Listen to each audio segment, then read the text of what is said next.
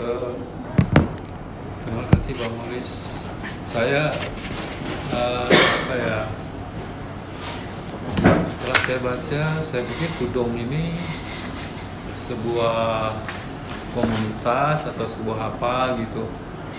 Lalu setelah saya lihat-lihat, sebuah hasil karya, hasil kerajinan tangan. Tudong ini kan istilah bahasa Melayu. Bahasa Melayu. Cuman kira-kira tudong ini bisakah dijadikan identitas suatu kelompok etnis? Sebab tudong ini udah bukan hanya ada di kelompok Melayu, cuman istilahnya aja yang beda. Kira-kira bisakah?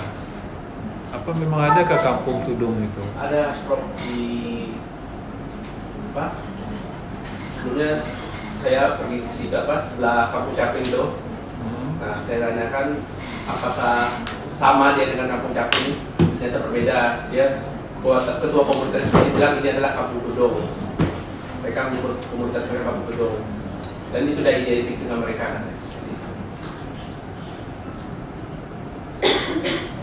Jadi ada komunitas Kampung Tudong. Ya, ini baru 2018 mereka resmikan ada komunitasnya.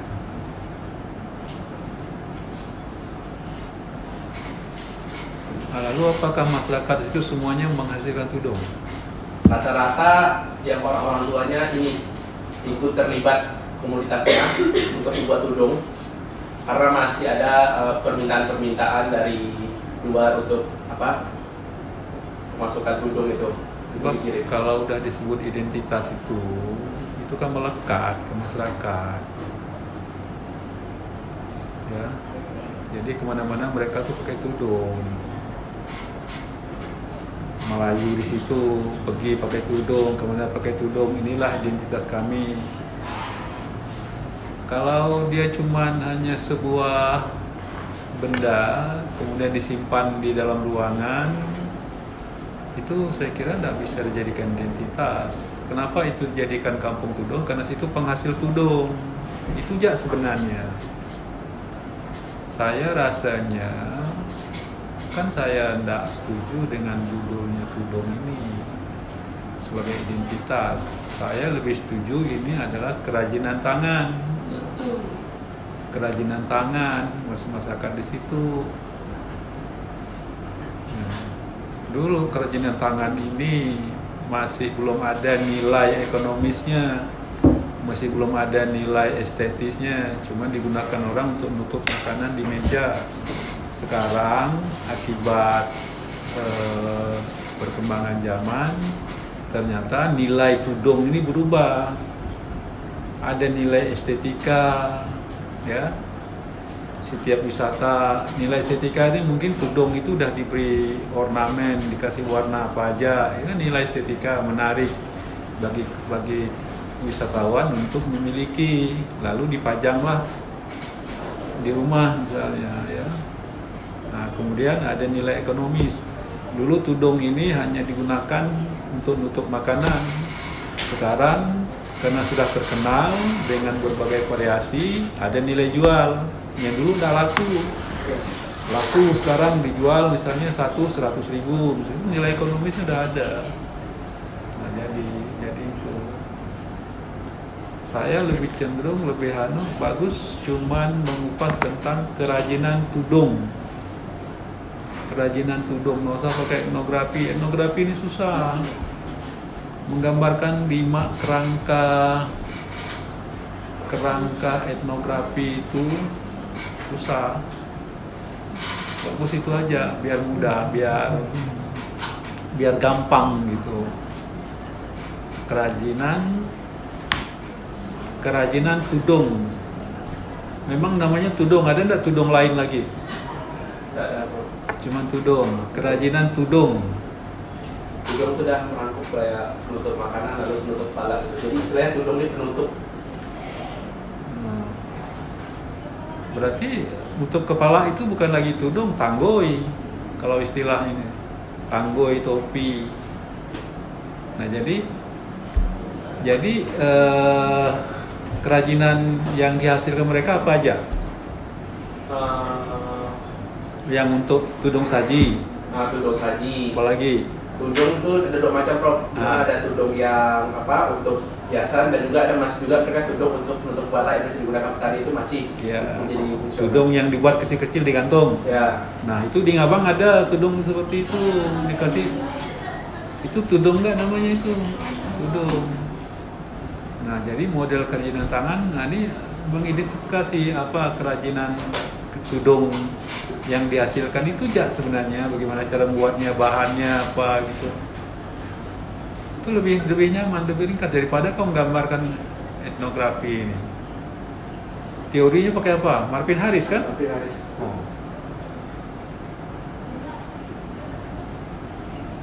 Marvin Harris itu kan teori masalah apa itu? Ini kebudayaan yang mengikuti perkembangan zaman. Coba kita lihat dulu apa sih teori Marvin Harris ini. Teori Marvin Harris, ada nyata tidak? Apa deh teori Marvin Harris ini?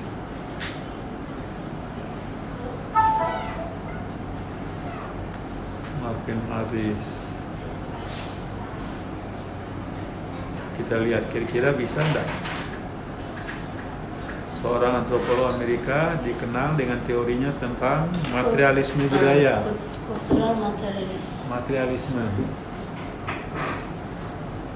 Materialisme budaya, teori ini menjelaskan bahwa budaya masyarakat dibentuk oleh faktor material seperti lingkungan, teknologi,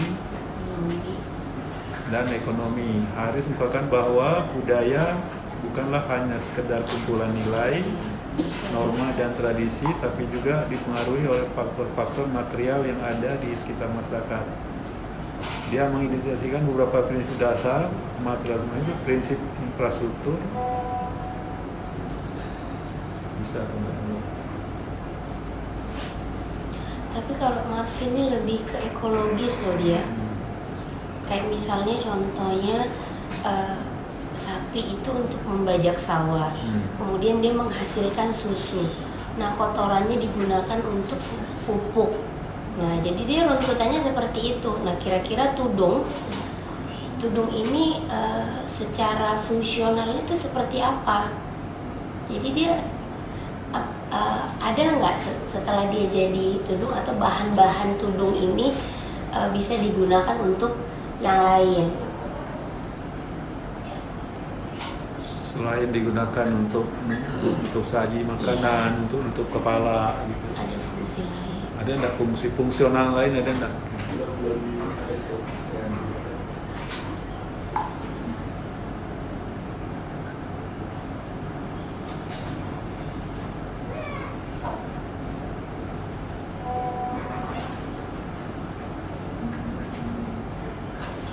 Pakai itu aja. Kunjara Ningrat 3 wujud. Boleh. Ide, aktivitas, artefak, 3 wujud kebudayaan. Karena kan ide itu proses pembuat bagaimana kita mengidekan bahwa tudung ini nanti fungsinya akan seperti apa. Kemudian aktivitas itu masuk ke dalam pembuatan tudung. Artefaknya ya hasil dari ide dan aktivitas itu, tudungnya itu. Saya tanya ya, IAI. Dia enggak kenal sama tudung ini. Enggak kenal. Malah dia bilang hijab. Iya, tudung di situ juga hijab. Iya, hijab. Nah, itu masalahnya. Dari kata kudung kali ya, Prof, ya, jadinya tudung. Saya tanya, kenalkah istilah tudung? Ditulisnya hijab. Ya, saya pun udah cari-cari juga, Prof. Ternyata kalau tudung dengan tudung tuh hampir sama penutup, cuma fungsinya berbeda. Kalau yang tudung tadi itu hijab, sedangkan kalau tudung ya. Cuman Prof, Debbie takutnya kalau dari gambar sebenarnya dia sama dengan caping ini. Mungkin penyebutan dari masyarakat sekitar aja yang berbeda. Tapi sebenarnya dia itu berasal dari Kampung Caping ini. Itu juga saya tanyakan kemarin Kak apa? Ini Apakah dulu ya, mereka tuh bagian dari kampung Caping? Ternyata mereka tuh memisahkan diri.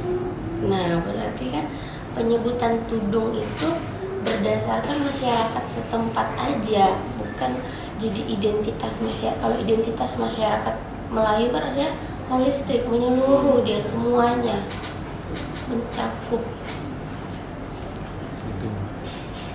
Kalau tudung saji, Iya. kenal. Tapi bentuknya juga dia agak ini kan ya bro, kalau tudung saji itu. Itu tudung kali ya, bukan tudung. Tudung saji.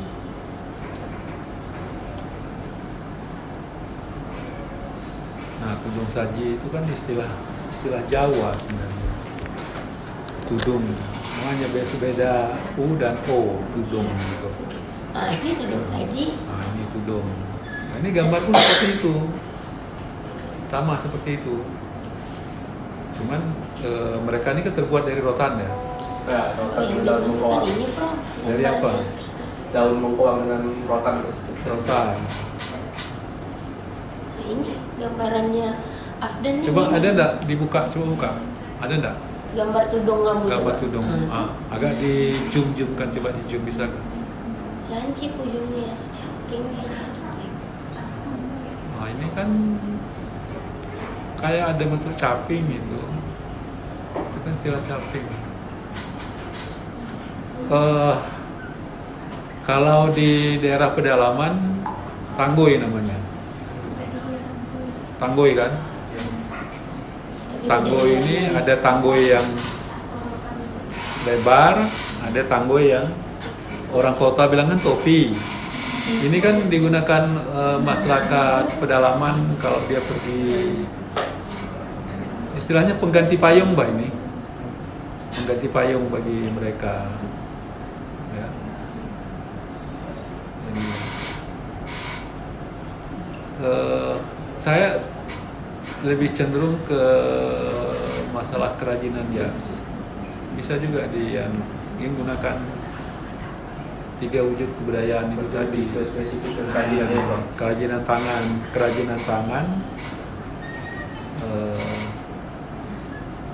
masyarakat di situ, komunitas apalah gitu. Jadi nggak usah bicara tentang tudung. Jadi kerajinan tangan itu apa aja yang dihasilkan mereka? Oh, pertama tudung ada macam-macam, tudung saji untuk nutup makanan, ada tudung saji itu kan ada berapa kecil-kecil, itu apa namanya itu? Menurut Itu yang beruntai 3 butir itu. iya. hiasan dinding. Ini untuk kalau dulu ini untuk penutup laut. Kecil ya? Ya. Nah, nanti itu dijelaskan, ada tudung ada berapa macam, tudung ini. Nanti ceritakan gimana cara membuatnya, bahannya apa gitu. Nah, kemudian manfaatnya apa. Nah, dari apa mereka ngasih warna-warni itu. Situ gitu memang. Jadi ceritakan apa adanya secara antropologis itu tadi. Nah, jadi dari mana ide dasar mereka buat ini? Kalau kita gunakan 3 wujud kebudayaan itu tadi, ide itu kan wujudnya sifat abstrak. Ya. Kemudian yang kedua itu apa namanya, aktivitas dalam mengerjakan ini waktunya kapan, bagaimana caranya, mulai dari mana gitu. Nah kemudian ini artefaknya, hasilnya, gunakan itu ya, gunakan teori pencarian ningrat, Klukon, itu aja. Teori yang digunakan adalah teori 3 wujud kebudayaan, Klukon, teori Klukon, tapi bukan Klukon yang kayak siapa yang tadi itu? Si Klukon ya, 3 wujud kebudayaan itu ya. Klukon ya. Klukon, Claes Klukon gitu. 3 wujud kebudayaan itu.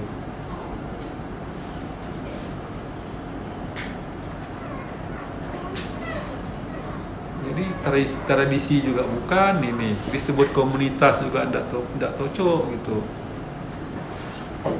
Ini Misalnya termasuk pengrajin ya. pengrajin ini. Kalau komunitas misalnya komunitas sepeda ontel. Nah, mereka kemana-mana itu pakai sepeda ontel. Lalu sepeda ontel dihias. Yang bersepeda itu kan berpakaian mirip-mirip orang Belanda. Karena ontel itu sepeda Belanda. Pakai topi. Nah, itu dia baru identitas. Jadi ciri khas. Ciri khas. Kalaulah Kampung Tudong itu cuma ciri khas ini, kira-kira apakah di Kampung Tudong itu terpasang tudung semua ke rumah-rumah orang? Di dalam itu banyak tudung kan. Lalu kalau mereka kemana-mana pakai tudung. Begitu identitasnya. Kalau identitas itu keseharian itu selalu bersangkutan dengan tudung. Harus melekat ke mereka gitu. Ke gaya hidupnya itu. Gitu.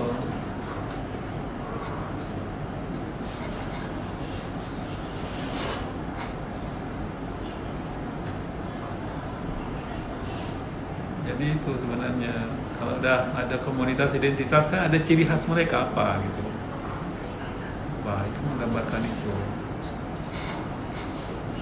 Jadi menghasilkan tudong itu misalnya tudong dalam tudong saji itu berapa lama. Nah, siapa yang membuat ini itu yang diceritakan ya. Ceritakan apa adanya aja seperti buat novel, buat cerita tentang itu aja gitu aja.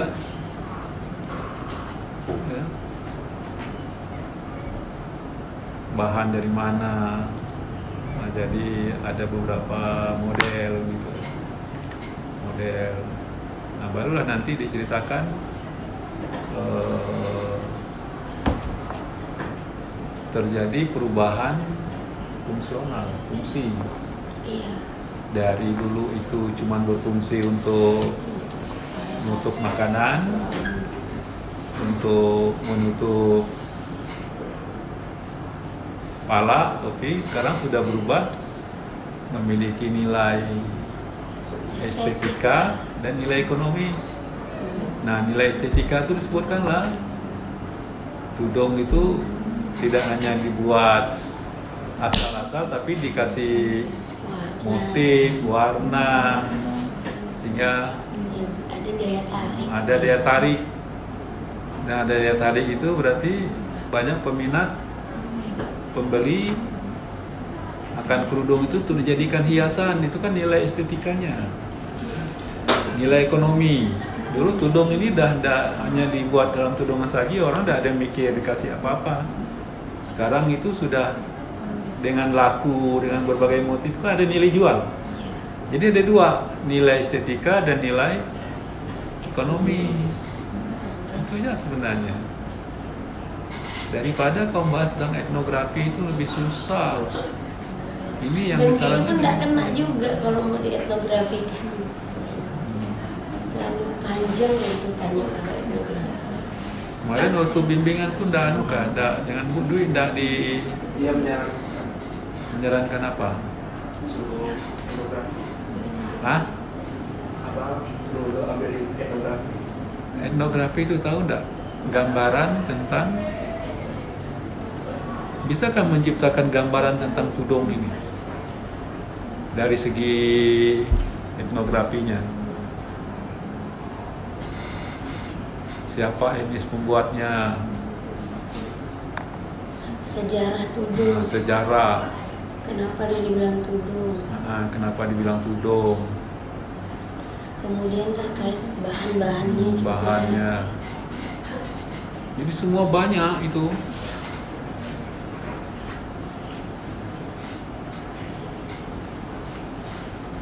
Ini saran ya, tapi terserah lah mana yang. Kami hanya menyarankan yang memikirkan itu kesiapan ya. Kesiapan. Cuman ini nanti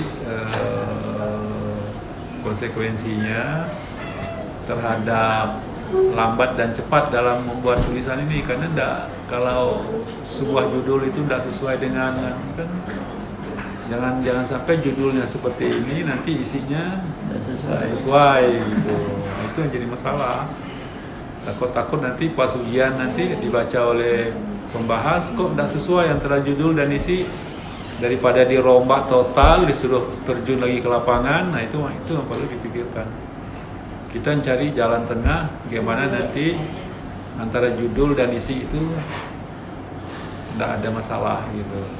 Walaupun belum pernah terjadi itu ya, tapi jangan sampai terjadi. Tidak mungkinlah kita membuat skripsi ini antara judul dan isinya beda. Tetap penguji dan pembimbing ketika ujian itu menyarankan judul dirubah agar substansinya tidak dirubah. Itu kan meringankan mahasiswa sebenarnya. Kenapa disarankan seperti itu? Cocok judulnya seperti ini, biar tapi tidak merubah substansi. Kan biasa disarankan seperti ini gitu, ya. Jadi itu.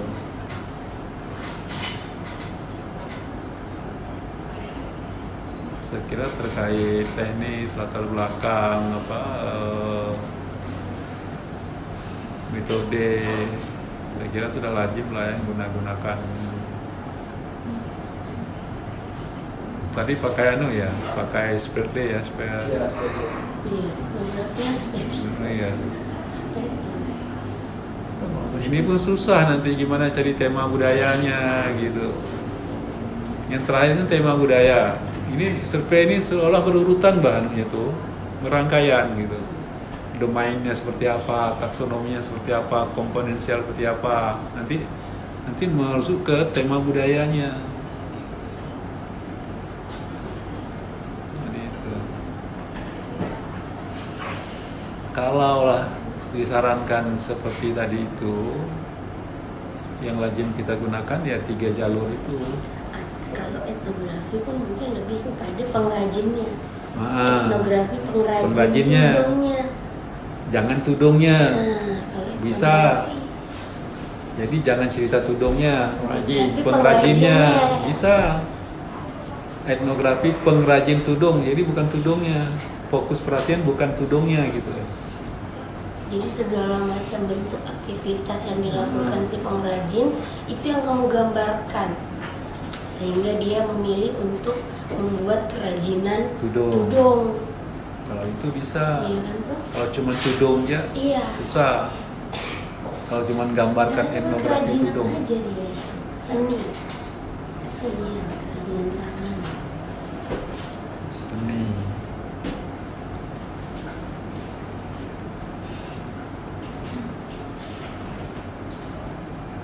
Ya apaan ya? Nanti dipikirkan ya.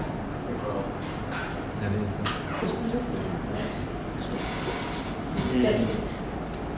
Ya, Bro, belajar wasim. Ya, silakan. Ya. Jadi apa yang disampaikan Prof tadi betul. Jadi kalau kamu mungkin tidak cukup waktu ke sesingkat mungkin, itu masalahnya. Mungkin menurut saya nanti coba didiskusikan dengan Ibu Junida ya, yaitu tentang proses pembuatan tudung saja lebih bagus. Proses pembuatan tudung sebagai kerajinan tadi di suku ini. Nanti ya, ada masukan tadi apa yang dikatakan perilakunya, jadi tidak agak susah-susah gitu ya.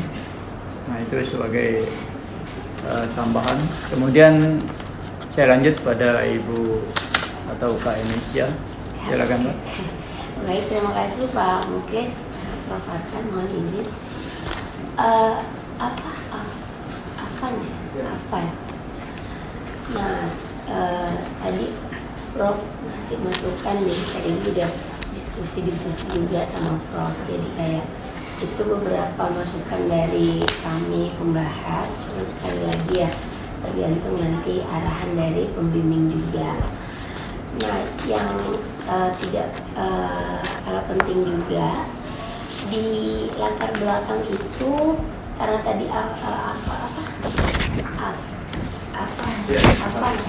karena tadi Afan bilang kalau tudung ini beberapa orang yang tidak lagi di kampung Caping yang membuat komunitas baru. Oh, ya mereka tidak mau bergabung lagi di kampung Caping. Mereka tidak mau bergabung lagi Nah makanya jadi Kak Dewi kreasinya kayak mikirnya gini, sebenarnya dia juga kerajinan yang maksudnya caping juga, cuman penyebutan untuk di komunitas itu atau di masyarakat itu lebih familiarnya dengan sebutan tudung. Nah jadi itu boleh nanti akan masukin di latar belakang bahwa sama kerajinan tangan, karena caping juga dari daun bengkuang yang ada duri-durinya itu kan. Nah ini sama. Nah cuman nanti lebih diceritain lagi. Nah supaya itu yang membedakan kalau memang temuan Afan di lapangan itu memang berbeda dengan yang ada di caping. Nah yang kedua, Kak Dewi juga setuju lebih mempermudah Afan itu adalah ini kerajinan aja. Jadi Afan melihatnya itu dari 3 wujud kebudayaan aja, itu lebih simpel, lebih gampang kamu. Dimana ada ide, ada aktivitas, kemudian artefak. Idenya itu mungkin kalau kita lihat awalnya dulu tudung ini dipakai untuk para petani atau untuk beli makanan. Tapi sekarang sudah mengalami perubahan dari segi estetikanya, warna. Yang dulunya kan polos aja ya. Nah sekarang lebih menarik, ada warna-warna, campuran warna. Terus bukan cuma untuk kalau orang di kota mungkin kan kita nggak perlu itu ya karena ada payung, tapi dijadiin hiasan dinding. Nah itu poin juga, dimana perubahan atau peralihan fungsi, tapi tidak merubah fungsi utamanya, bahwa ini fungsi utamanya. Cuman kadang kita kan lebih kreativitas kayak oh ya udah kita nggak bisa pakai ini kalau di kota, karena kita kalau pakai ini mungkin agak lucu ya kalau di kota kita pakai tudung jalan-jalan kemana-mana. Nah tapi kalau di daerah perkampungan ini dipakai kemana-mana itu nggak jadi masalah, karena fungsinya emang sebagai itu. Nah ketika di kota dia beralih fungsi jadi hiasan dinding, tapi tetap maknanya ini tetap untuk itu. Nah itu nanti boleh dimasukin juga. Nah nanti berarti identifikasi, coba bukan apa identifikasi masalahnya. Nah berarti identifikasinya itu udah ada, tudung mengalami pergeseran fungsi, udah ada kan. Nah mungkin yang beberapa ini mungkin agak diganti, yang ada kebijakan itu sepertinya nggak perlu ya, karena kita kan lebih menyederhanakan tadi bahwa kerajinan tangan. Nah mungkin identifikasi masalahnya kayak generasi muda mungkin yang sudah tidak terlalu tertarik, nah, tapi nanti boleh didiskusikan lagi. Nah jadi tambahan dari Kak Dewi itu aja. Kak Dewi setuju sama Prof bahwa ini dijadiin kerajinan, seni kerajinan tangan, atau ya nanti disusun lagi judulnya. Ya Afan ya. Oke, terima kasih Afan. Please. Ya terima kasih Mbak Tifna telah menambahkan ya, jadi memang alih fungsi sebenarnya. Jadi di latar belakangnya itu ya asal usul tudung itu diperjelas tadi. Nah, jadi diperjelas dengan ya berbagai kemajuan teknologi sekarang. Ya, dengan demikian saya mengucapkan terima kasih atas saran dan masukan pada tulisan siapan ya, apa namanya? Apan. Ya, mudah-mudahan Apan bisa menyikapi dengan baik tadi, sehingga pada saat turun di lapangan nanti apa yang dicari itu jelas arahnya dan mudah selesai. Nah, ada kadang-kadang orang tidak jelas ya akhirnya tidak selesai. Nah, dengan demikian sudah bernilai.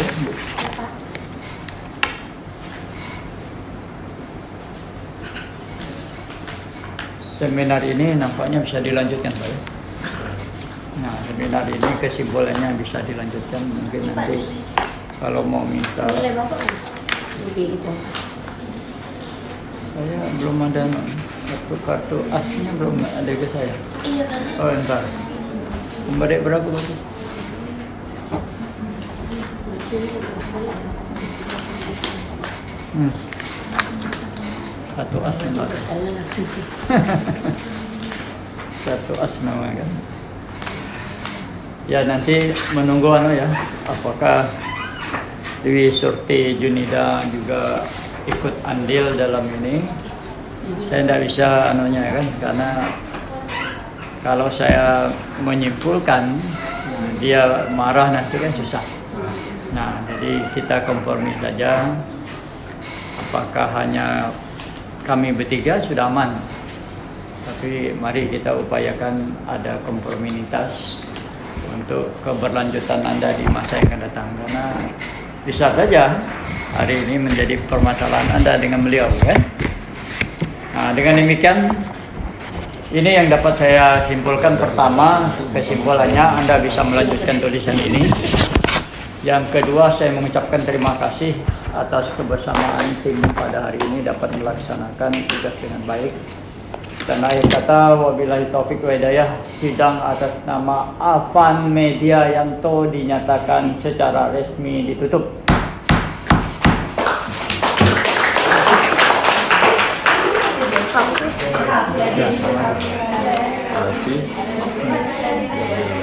Terima kasih banyak.